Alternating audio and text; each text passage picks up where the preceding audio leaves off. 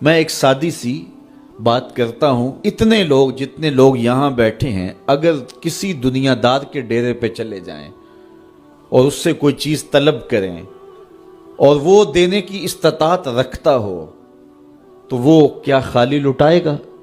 وہ کہے گا اتنے لوگ آگے ہو تو ڈیرہ داری کی شان کے خلاف ہے کہ میں ان کو خالی لٹاؤں۔ تو جب یہ دنیا دار خالی نہیں لٹاتا تو رب کیسے خالی لٹائے گا؟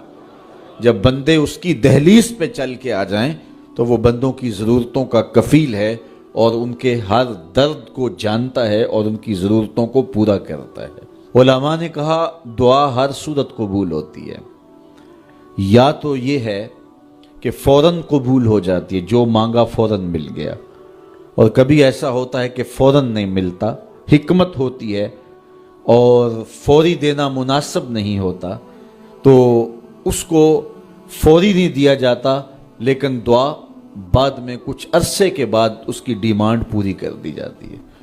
اور کبھی ایسا ہوتا ہے نہ فوری دیا جاتا ہے نہ بدیر دیا جاتا ہے، اس دعا کو ذخیرہ کر لیا جاتا ہے اور حشر کے دن اس کا بدلہ دیا جائے گا۔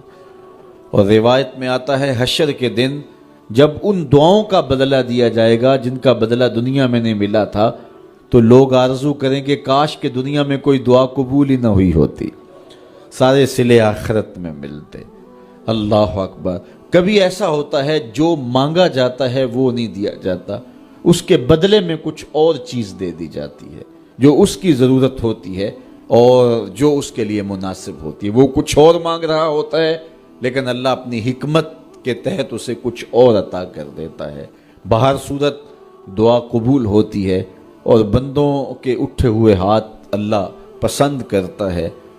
آج یہ بھی بحث چلتی ہے نہیں مانگنا چاہیے، فلاں وقت میں نہیں مانگنا چاہیے، تو وہ کہتا ہے مجھ سے مانگو جب بھی مانگو، میرا دست کرم تمہیں دینے پہ آمادہ ہے۔ اور اگر کوئی نہیں مانگتا تو فرمایا کل ما یابو بکم ربی لولا دعاؤکم، اے محبوب فرما دو اگر یہ نہیں مانگیں گے تو اللہ بھی پرواہ نہیں کرے گا۔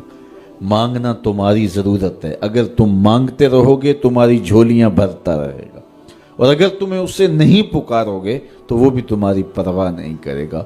تو اس کے حضور دعائیں مانگو، اپنی آرزویں پیش کرو، اپنی تمنائیں اس کے حضور پیش کرو۔ اچھا دنیا داروں سے مانگیں تو اپنے لیے مانگتے ہیں، لیکن اللہ سے مانگو تو اپنے لیے بھی مانگو، اوروں کے لیے بھی مانگو۔ وہ کریم ہے، وہ دیتا ہے اور خوش ہو کے دیتا ہے، تو اس سے مانگو، اس سے جھولی پھیلاؤ۔ اللہ سے راز و نیاز کی باتیں، جو باتیں بندہ کسی سے نہیں کر سکتا وہ اپنے رب سے ڈائریکٹ کرتا ہے، اپنے دل کے سارے دکھڑے اپنے رب کی دہلیز پہ رکھتا ہے اور اپنی ساری ضرورتیں مالک کی چوکھٹ پہ رکھ دیتا ہے، اور اس سے مانگتے ہوئے بندے کو شرم نہیں آتی، حیا نہیں آتا، بلکہ اس سے مانگتے ہوئے فخر محسوس ہو رہا ہوتا ہے کہ میں اپنے رب سے مانگ رہا ہوں۔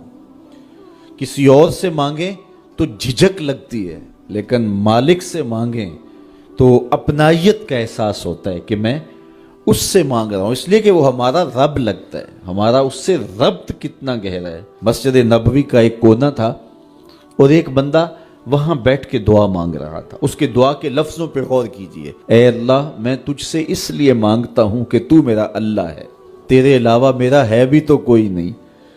تو یہ وہ دعا مانگ رہا تھا اور مسجد نبوی کے کونے میں بیٹھا تھا۔ حضور نے دیکھا تو ایک صحابی سے کہا وہ جو دعا مانگ رہا ہے اس کو جا کے بتا دو تمہاری دعا قبول ہو گئی ہے۔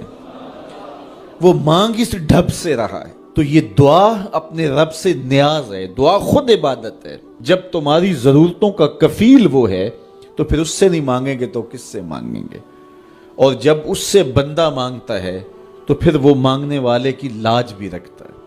ان ربکم حیی کریم یستحیی من عبدہ اذا رفع یدہ ان یردہما صفرا، تمہارا رب حیا کرنے والا کریم ہے، جب بندے اس کے سامنے ہاتھ پھیلا کے دعا مانگتے ہیں اللہ فرماتا ہے مجھے شرم آتی ہے ان کے اٹھے ہوئے ہاتھ خالی کیسے موڑوں۔